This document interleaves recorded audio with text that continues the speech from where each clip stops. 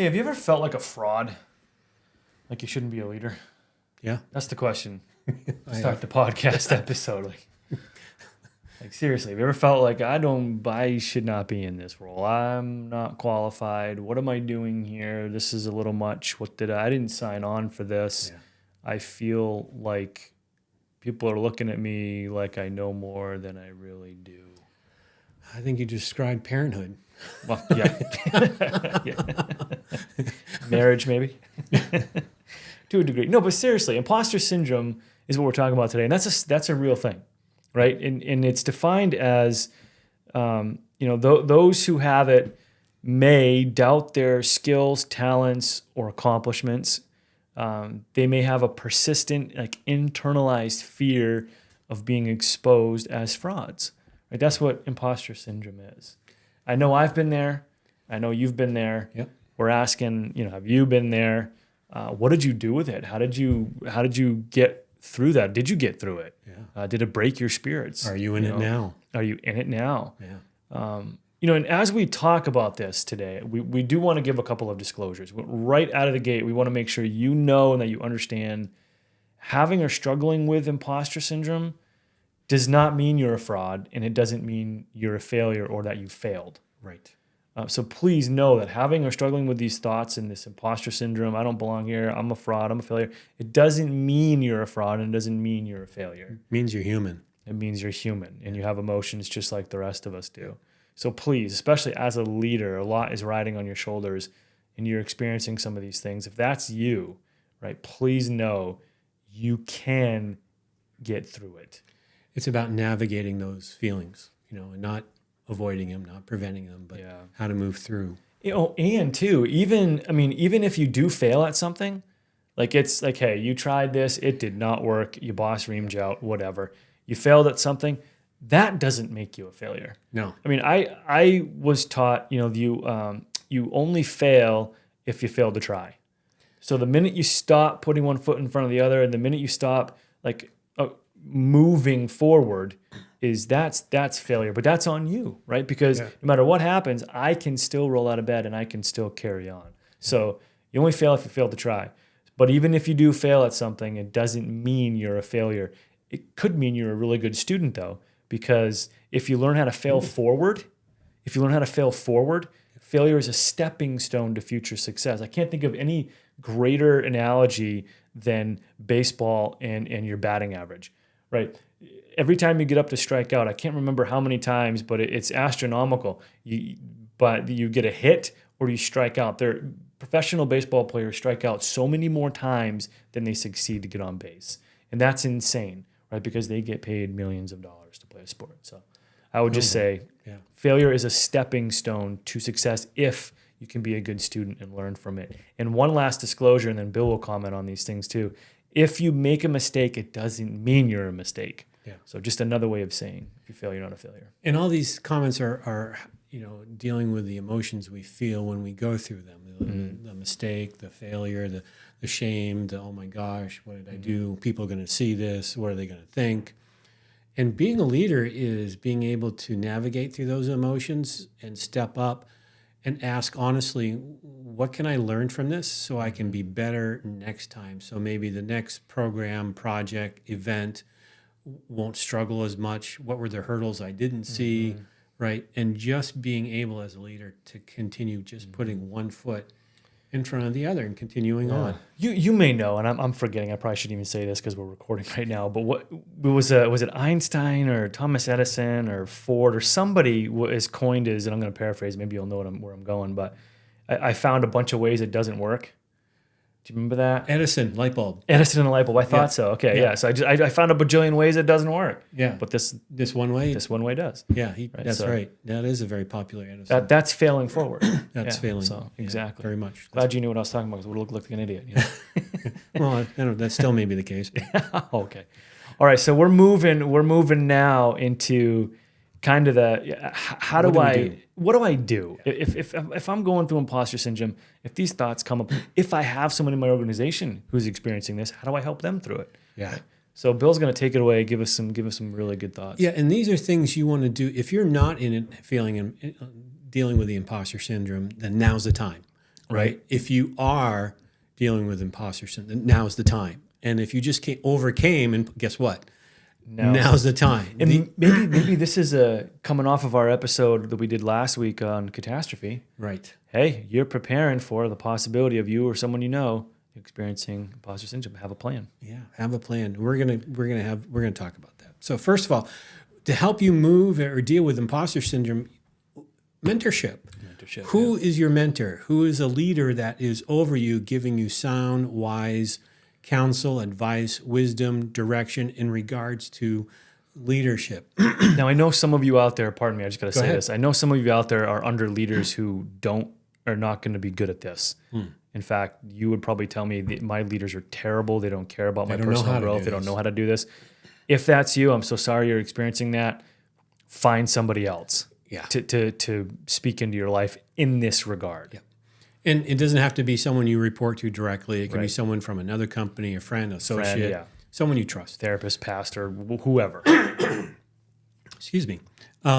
So find a mentor. Leaders need encouragement and they need an example. In the last episode, we talked about more is caught than taught. Yeah. Right? You're going to absorb more from hanging around another high quality leader than you will just anyone talking or speaking facts into your life. It's really fostering change through relationship. And leadership is a team sport, as we've talked about. Right? So leaders need encouragement. I would say it this way. Find somebody who believes in you. Yeah. That's how I would say it. Yeah. So, and confidence is a door that's open from the inside and moving through this imposter syndrome, but it's also built on a pattern of successes, and you need that pattern and that confidence. And sometimes, what do you do? Jared, what do I do if I don't have any confidence? Where do I go? Well, I would say borrow it from someone else. Right. If you have a good quality, caring leader, again, maybe not someone who's a you're directly reporting to, but someone you can partner with and mentor you, you can borrow theirs because they're going to see into your life clearly without the emotions that you're feeling as you go through imposter syndrome. And those are some hard feelings to navigate. And it's not always, they bring confusion, heightened awareness. And I don't know about you, when I have heightened emotions, I don't think so clearly. Right? So having that mentor who can step back, I've had this experience. I know what's going on. This is what you should do. You can do this. I see that in you. You got the capacity. You got the skill. You got this. Yeah, I go right to sports again with this, as some of you guys know. Yeah, I coach softball, middle school softball, and just the other day we had having practice and we were doing infield. So if you know what that is, and we were working on ground balls, scooping the ball up, throwing it to the base and whatnot. And I remember putting in our second string girls, so the girls who are, they're still learning, they're still, they got the raw ability, but they get out there and you can tell that they're intimidated. We start putting girls running the bases. I'm smacking ground balls to them, saying, you get the plays at first, got to get the ball over there, or the plays at second, going to get the ball over there. Yeah. Who's covering first? Who's covering second? Who's covering third? And I took a break for a second because I realized they're a little confuddled, if that's even a word. They were a little intimidated. And I said, wait a minute, let me show you how this works. And so I explained exactly what was going to happen to them, right? I'm going to hit the ball to you. You're going to scoop it. You're going to throw it to that base. Okay, and it's going to get this person out because they're forced to come from first base to second. So we did that a couple of times, and you could see the shoulders drop a little bit. And they were like, okay, I can do this.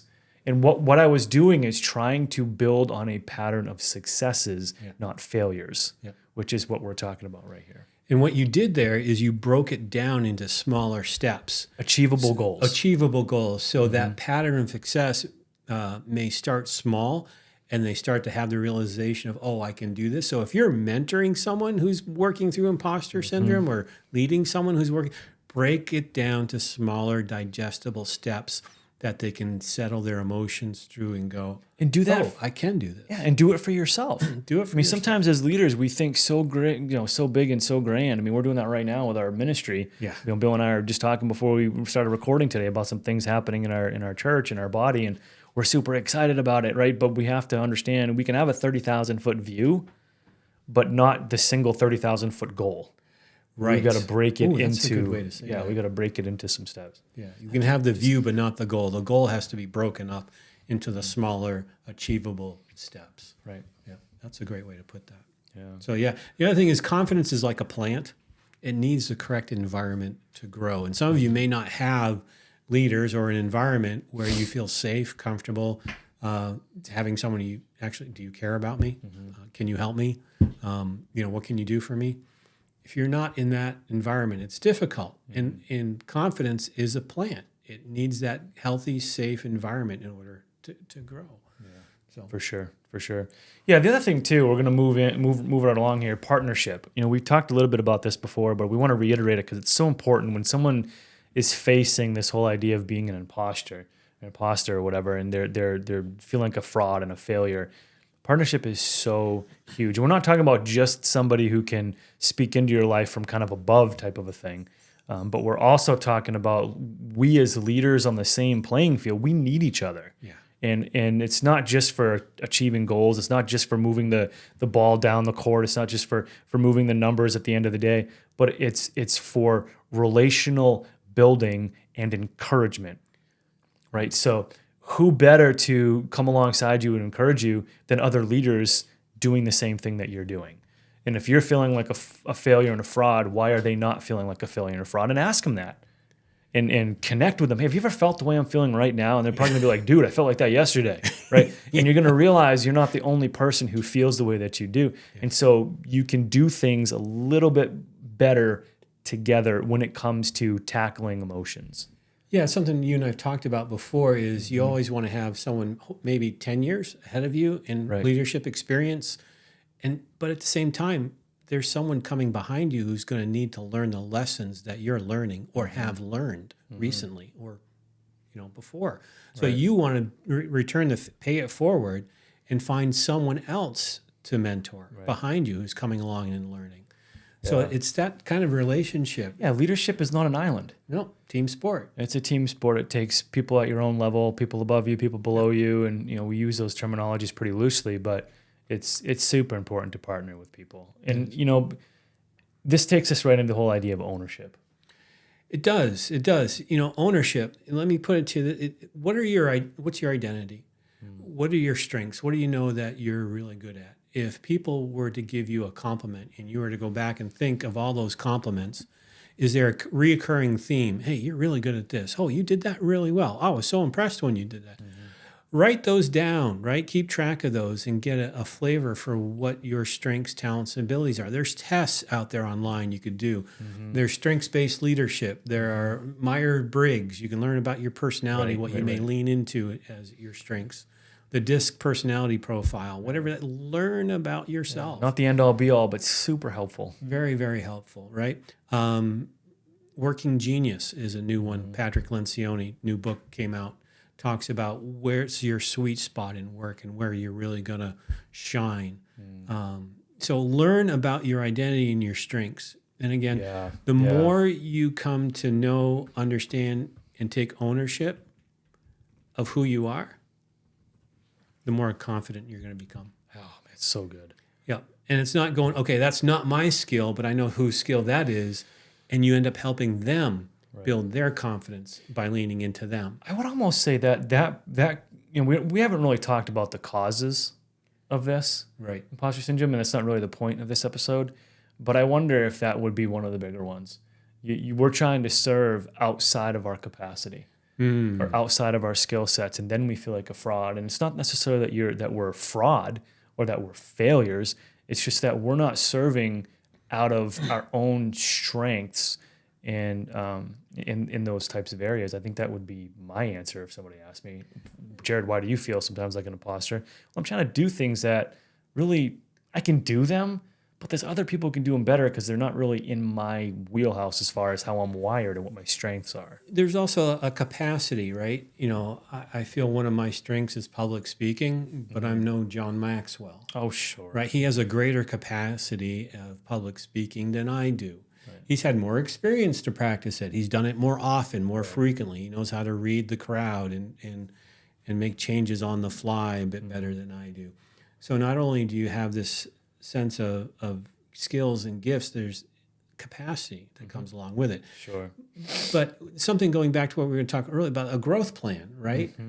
What do you do? How do I know I'm growing? How do I set this goal of I'm going to grow and be better at this imposter syndrome? What are your thoughts on having a growth plan? Yeah, I mean, for me, well, again, this is the whole idea of a growth plan needs the partnership. So for me, like we talked about this in one of our first episodes, we have growth plans. And so we'll check in on them from time to time and, how am I doing? And we've got certain things that we want to accomplish each and every day, certain things that are kind of weekly or monthly.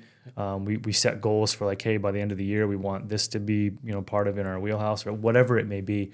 But the whole idea of a growth plan is simply self-reflection.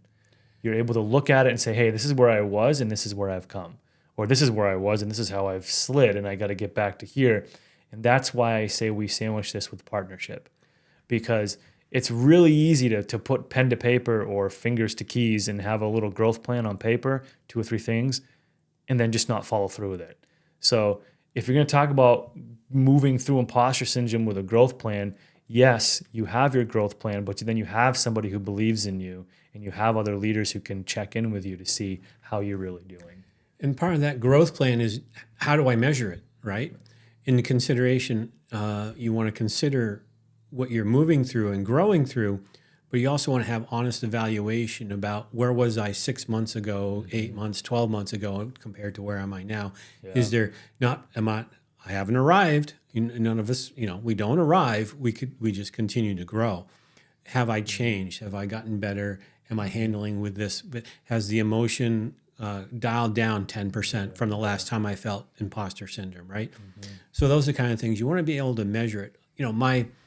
My birthday's in the summer, and then, of course, we have holidays in the winter.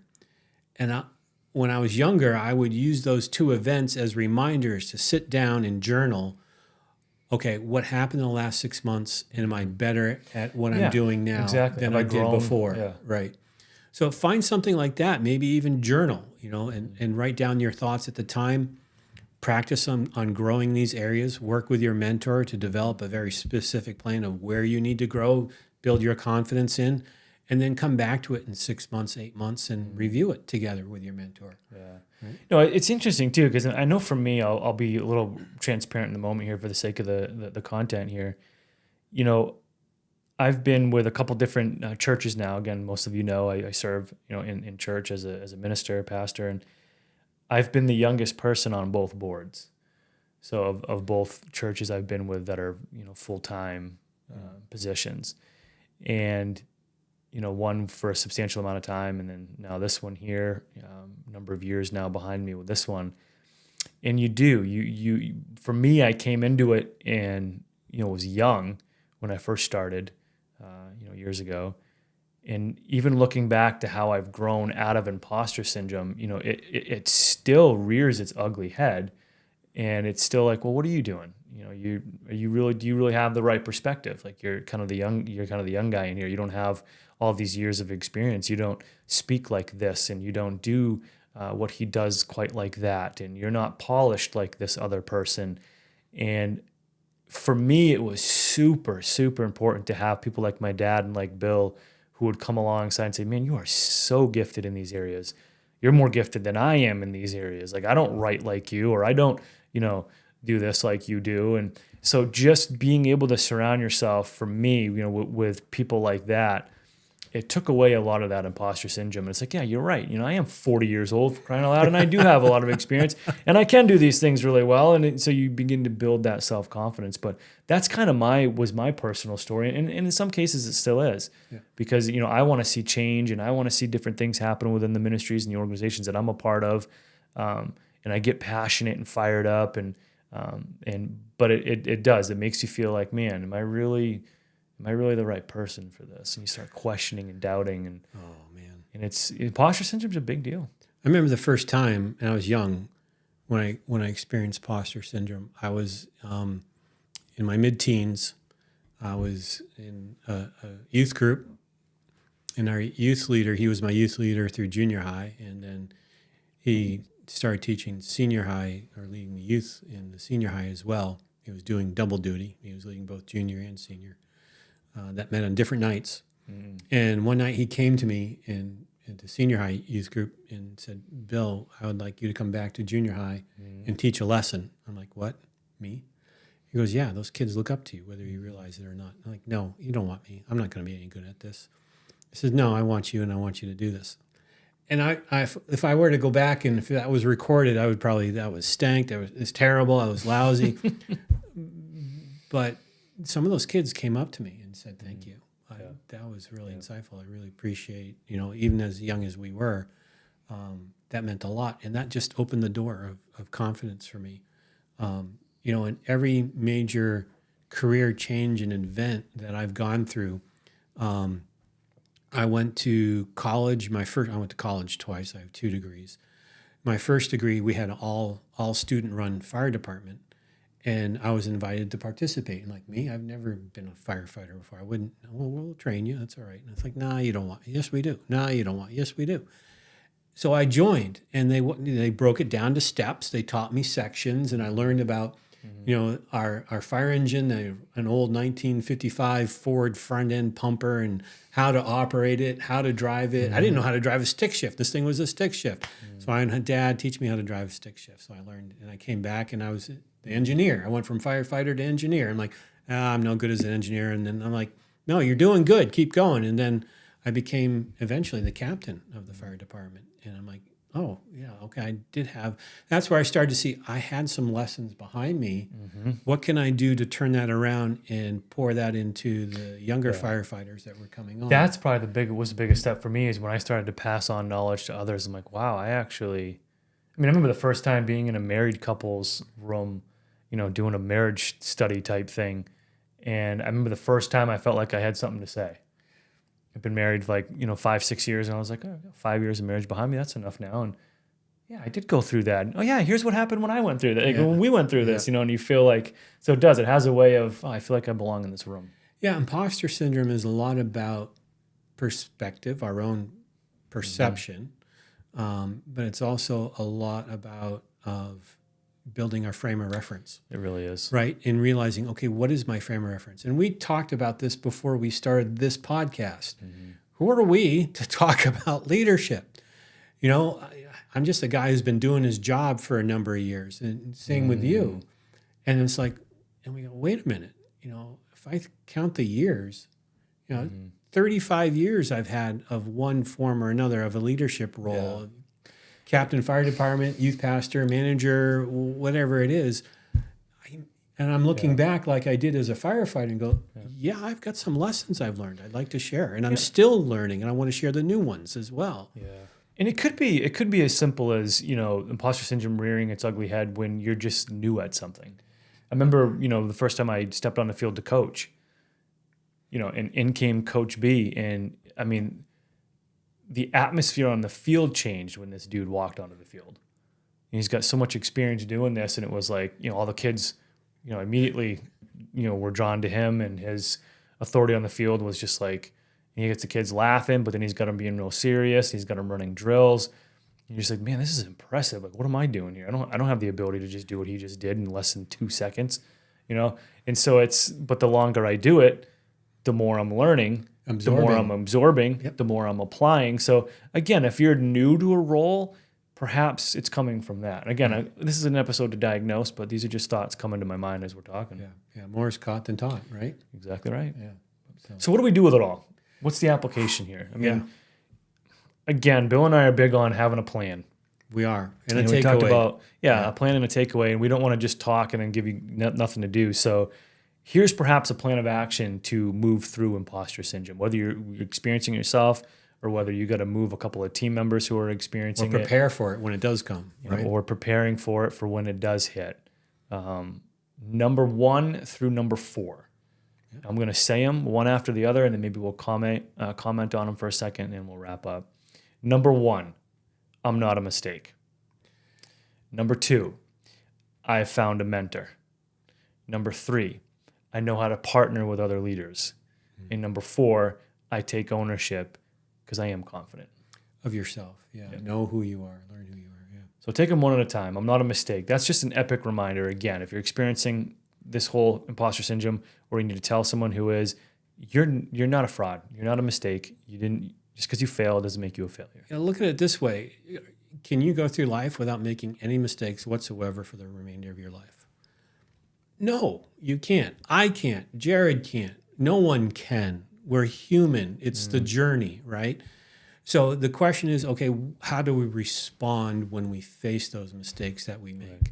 Right? I can duck, hide, cover in shame, give up, quit, or I can diagnose. I can learn. I can grow. As we say, fail forward, right? Learn a way it didn't work. Yeah, make it a stepping stone of how I can move forward from here. Exactly right. So, yeah. And secondly, find yourself a mentor. We hammered that one into you. It's probably not a whole need to re-comment, but just the importance of having someone who believes in you and can encourage. And if you need to be that for one of your leaders, go be that person. Number 3, partner with other leaders. Again, that's just a way of sandwiching encouragement into your own life and into those that you're leading with. Sometimes I learn more from my peers because they learn differently than I did. Let me put it to you this way. I'll share it really fully transparent here. COVID. I led through COVID in my employment. I led through COVID at my church. And after COVID, I had opinions about masking. I had opinions about vaccination. Like we all did. And afterwards, after things had settled, after the emotions had settled, I thought about this. Let me ask it this way. How many of you grew up in the East Coast of the United States? Right? Okay, great. Okay, how many of you from the East Coast grew up in New England? Okay. Of those of you who grew up in New England, who grew up in Massachusetts? Of those of you who grew up in Massachusetts who grew up in my hometown? Which one of you grew up with my parents as your parents? Which of you were born in the same year, month, day I was? Which of you had the same sibling I did, went to the same school, had the same experience? People grew up with different experiences and backgrounds. So why was I so surprised when people thought differently than I did about these things? Right? Let's not make our own assumptions and personal preferences cause for treating other people as the enemy, right? That was a big failure on my part in regards, but it is through partnering with leaders, right? I learned to understand. I asked questions. I caught myself in that failure. And I apologized publicly for it at my church. If anybody came across with Bill has this attitude, I'm sorry. I failed. It was tough. It was really tough. So lesson learned. We're all human. We're all on this journey. But having leadership, the partners that we have at our church in our leadership, our elder board, made it so much easier for me to step forward, admit my mistakes, and continue to grow together as a team. So you're not a mistake. Got a mistake. You have a mentor. You partner with others. And lastly, once again, take ownership. And we say that with not with a grain of salt, but with maybe a salt shaker of encouragement, because we've learned the importance of being confident in who we are, in our gifts and our abilities and our talents, and being able to say, hey, you know what, I can do this, and I will do it, and I'll get it done. And part of that is again understanding that mistakes are opportunities for growth. We've got people we know who believe in us. We're partnering together, and that can lead to taking ownership. I just had a conversation this last week with someone at work, and we were talking about our main responsibilities plus additional projects we can take on. And I told him that my stage of life, knowing and learning about myself full well, has given me confidence that I start looking for projects that line up with my strengths, my abilities, my sweet spot, right? Where I can bring the most benefit to the organization. And I look for that first. Then I'll go look at what the project is. Is there a place for me? If it's not, then I completely ignore it. I let it pass and don't bother. Because if I am able to bring forth my talents, gifts, and abilities into that project, it's going to bring a greater return than if I were to volunteer somewhere else in something that might, I can do okay at that, right? And maybe that's a need and there's no choice. And sometimes we have to do that just because that need needs to be filled. Right. But if at all possible, I am now looking for opportunities that line up with my giftedness, my talents, my abilities. And that's when we talk about take ownership of who you are. You know, don't lie to yourself. Don't wish that, you know, you could be Michael Jordan, right? Not LeBron James, Not LeBron James or anybody else, you know. who's Jared a fan of, right? Kudos for Bill for using a sports analogy. That's exactly right. So, You did. but take ownership of who you are and know who you are and lean into it. So. Good. Hey, thanks so much for being with us today. Hope that this really gave you a good perspective on imposter syndrome and how to move through it. So be blessed, be encouraged, and if you have thoughts or comments, go ahead and leave them. If you found this helpful, please like, share, subscribe. Yeah. Thanks for your time again. As always, we appreciate you. Take care. We'll see you next time.